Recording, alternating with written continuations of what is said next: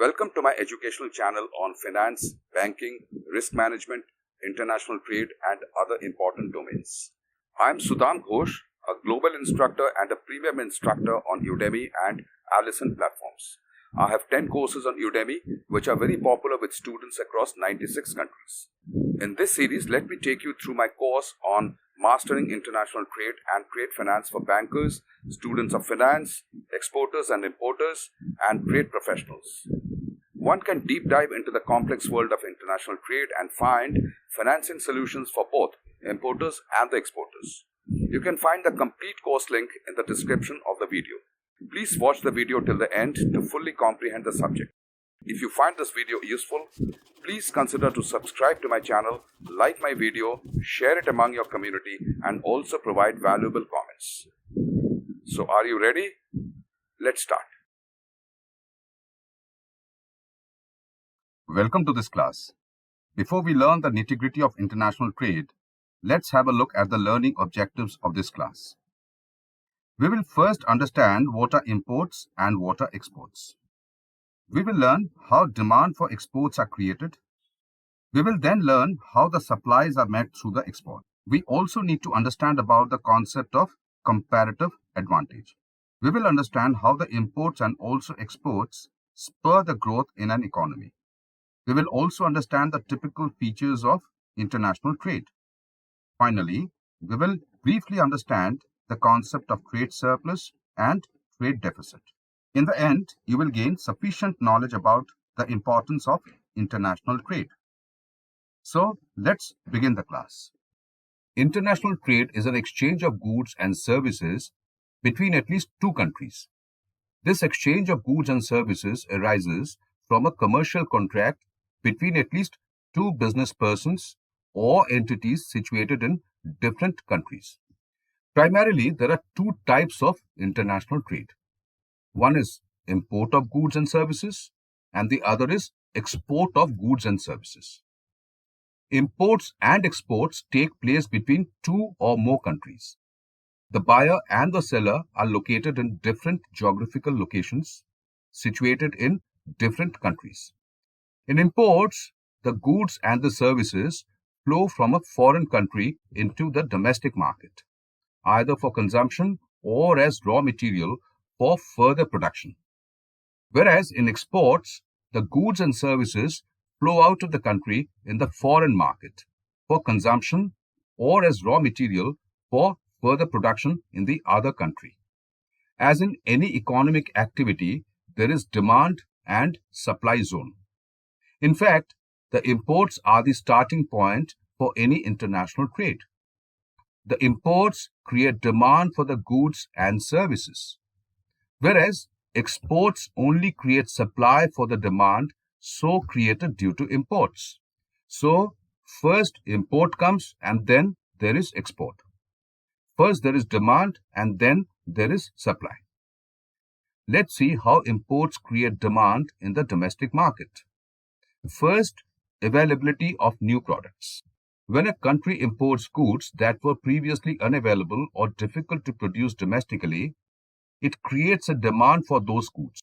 For example, if a country imports a new type of smartphone that was not previously available, it may create demand for that product among consumers who want to try the new technology. Secondly, it is superior quality. Importing high-quality goods can create demand among consumers who are willing to pay a premium for quality. For example, if a country imports high-quality TVs from Korea, it may create demand among consumers who are willing to pay a higher price for a superior product. Next, lower prices. Importing goods can often result in lower prices for the consumers, which can create a higher demand for those products. This is because imported goods may be produced more efficiently or at a lower cost in the exporting country, which allows retailers to offer the goods at a lower price. Then, cultural exchange. Imports can also create demand for goods that are associated with a particular culture or lifestyle. For example, if a country imports ladies' cosmetics or branded footwear from another country, it will create a demand among the domestic consumers who are interested in that lifestyle. And finally, it may be due to mutual trade agreements. In bilateral trade agreements, the participating countries have to mutually import certain items so as to maintain a healthy trade balance.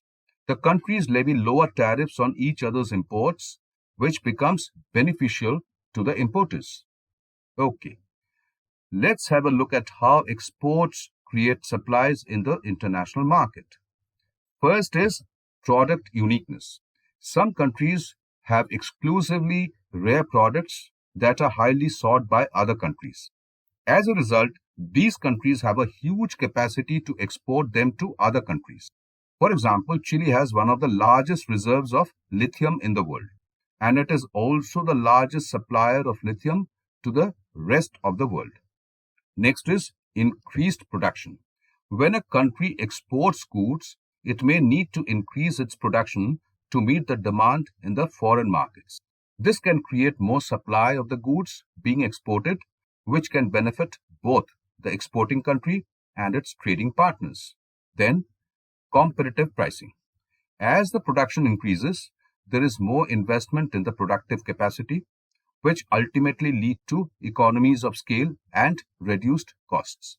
As a result, the exporting countries can participate in competitive pricing, which will benefit both the exporting countries and the importing countries. Next, access to new markets. Through exports, new opportunities emerge and the exporting countries gain access to new and emerging markets. This creates a spiral in the domestic economy by way of higher investments, higher production, and higher employment. And finally, improved technology and innovation. Exporting goods and services also lead to technological innovation, and there is more investment in R&D. This leads to vast improvement in product quality and low cost of production. Well, the countries engaged in exports have a comparative advantage over other countries in terms of its quality, price, government policy, and also its legacy factors. Nowadays, all countries gear up for growth. In fact, both imports as well as exports have the potential to spur economic growth in the domestic economies. If the imports are meant to boost the productive assets like machinery, equipment, or scarce raw material, then it results in increased productivity that will lead to higher economic growth.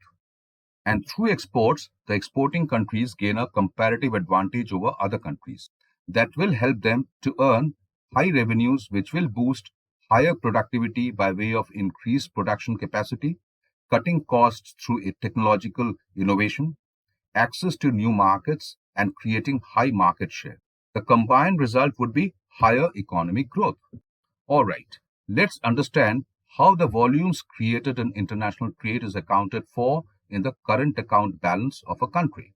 The international trade consists of both visible trade and invisible trade.